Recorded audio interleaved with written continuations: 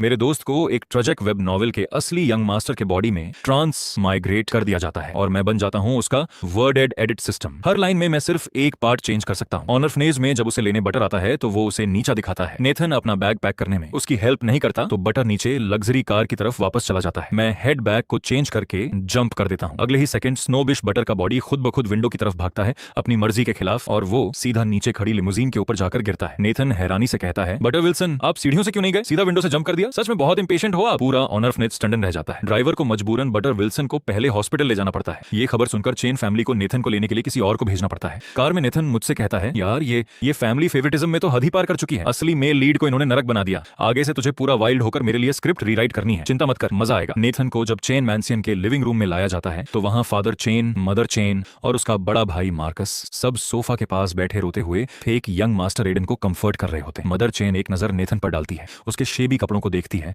और साफ शब्दों में कहती है, कोई आश्चर्य नहीं, ऑनरफनेज में पला बढ़ा, बिल्कुल असभ्य, कोई इसे ले जाओ और इसकी बुरी किस्मत धो डालो। वो एडन को गले लगाकर लाड करती है, मेरे बच्चे, तू ही है जिसे मम्मी ने अपना खजाना बनाकर पाला। वो देहाती लड़का तेरे सामने कहीं टिकता है क्या? फादर चेन और मार्कस घृणा से नेथन को देखते हुए कहते हैं, सुना तूने, अगर सुन लिया है तो निकल जा यहाँ से। नेथन का चेहरा शर्मिंदगी और गुस्से से लाल हो जाता है, पर प्लॉट के बंधन में बंधा हुआ वो बस आंसू रोक सकता है, नर्वस होकर अपनी शर्ट का किनारा मरोड़ते हुए। यार जल्दी प्लॉट चेंज कर ताकि मैं फाइट बैक कर सकूं। इन बेवकूफों को गाली देनी है मुझे। मैं जल्दी से आगे का प्लॉट देखता हूँ। लिखा होता है, नेथन डर जाता है और बस इतना ही कह पाता है, ठीक है ठीक है। बड़ा स्पिनलेस लगता है। मैं ओके को चेंज करके फाइट बैक कर देता हूँ। अगले ही सेकंड नेथन अपने सीने पर हाथ रखकर कमबैक्स की एक लहर अनलैश कर देता है। तुम लोग मुझे बैड लक समझते हो? मैं तो कहता हूँ पूरी फैमिली ही असली बैड लक है। कुत्ते भी तुम्हें देखकर स्टिकी राइस बिखेर कर प्रेयर करने लगे। तुम मेरी असली माँ हो, फिर भी उसे गले लगाकर अपना खजाना बुला रही हो। शायद जब मुझे जन्म दिया था अपना दिमाग डिलीवरी रूम में ही छोड़ आई थी। 18 साल खाली खोपड़ी के साथ जीना, ये तो सच में मिरेकल है। संभल जाओ, कहीं रिसर्च के लिए डिसेक्ट ना कर दें तुम्हें। मदर चेन स्टंड रह जाती है, बोल नहीं पाती। फादर चेन उछलकर गुस्से से दहाड़ता है, बदतमीज बच्चे, अपनी माँ को गाली देने की हिम्मत कैसे हुई? सिर्फ माँ को नहीं, तुम्हें भी गाली दूंगा। जिसके पास थोड़ा भी दिमाग हो